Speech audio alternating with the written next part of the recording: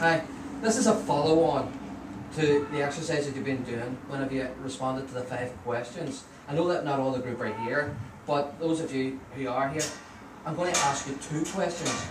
And those 2 questions that have been posed to you are, what did you learn from last night's exercise and the responses that you made, and by posting it up on the videos. So the first question is, what did you learn from the exercise? Anyone? I learned that like everyone sort of has experienced violence in their life, and it's mainly like young people who get blamed for it. Yeah. I mean, in this community we've had, in recent times, young people involved in very serious crimes. I'm thinking immediately of 2 murders in our local community. Harry Holland down the road was stabbed by 4 young people, aged between 15 and 17. We also had a very vicious murder down in the Falls area, whereby a 15-year-old used a machete to cut up a man. So, you know, whenever you say that, is it not right that young people are always involved, or is it whatever? Is it just stereotyping, you think? Most people would say that violence does erupt through young people, but then others would argue that violence can erupt through neighbours stereotyping young people, saying they were a gang, but really they're just a group of friends standing in the street having a social conversation maybe, but some other people would see them as being antisocial. Yeah. I mean, the simple fact that some of them may have their hoods up, which is a stereotype of being what some people would say is a scumbag. But I've seen it out in the streets, young people like yourselves with hoods up.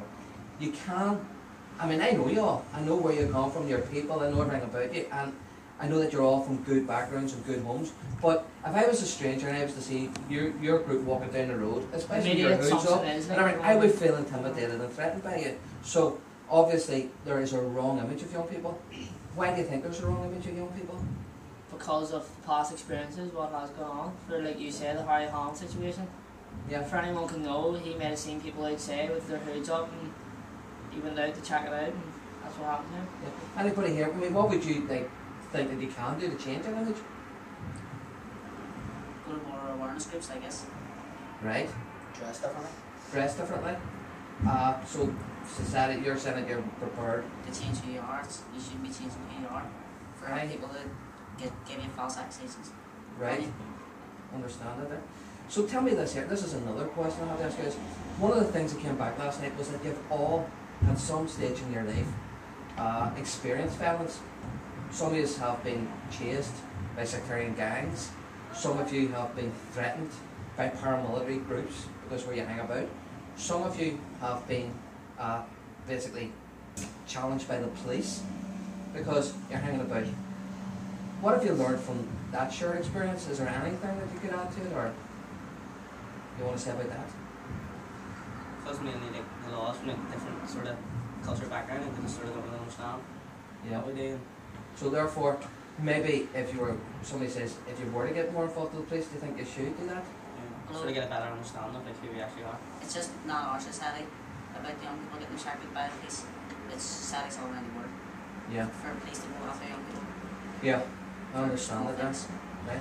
So the question then is this, do you think that this exercise that you've taken part in will have some sort of an impact on you and raise your awareness or raise your wish to maybe explore how you could deal with the conflict or with, well, the violence in this community, particularly among young people and gangs and the conflict that you have with the police and, well, other groups? What do you think?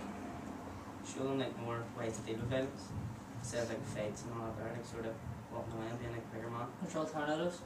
Alternatives. So are you up to? You always have a choice. Right. So if I was to say to you that there's a course here and this course is going to learn to teach you to walk away and say no and not to get involved in gang fights, do you think that would be helpful? But then it comes along the peer pressure. Most people won't want to walk away if their friends are there. Most people will want to stand there and show them that they're not afraid. But I mean, if you were the one person that was to have that assertiveness training, say, and say, no, I'm not taking part in this is wrong, the image I'm getting here of myself and for young people is wrong. If you were the young person who was to walk away and say, come on, let's walk away from this, do you think that you may... In your eyes you're seen as the strong one, but in the other person's eyes you're seen as a coward, like, so... So, Depends who you're on about with. It Because depends on your. there's people that want to feed like all the time, and you're the one that doesn't want to feed. You're in the wrong You're crowd. in the wrong. You're always going to be putting in the stuff you don't want to do. Exactly. Yeah. You're It's on going to give you pressure. more like reason to do stuff. Confidence. Look, listen, we can go on with this all night, but this is just a snapshot for the other people looking in on us.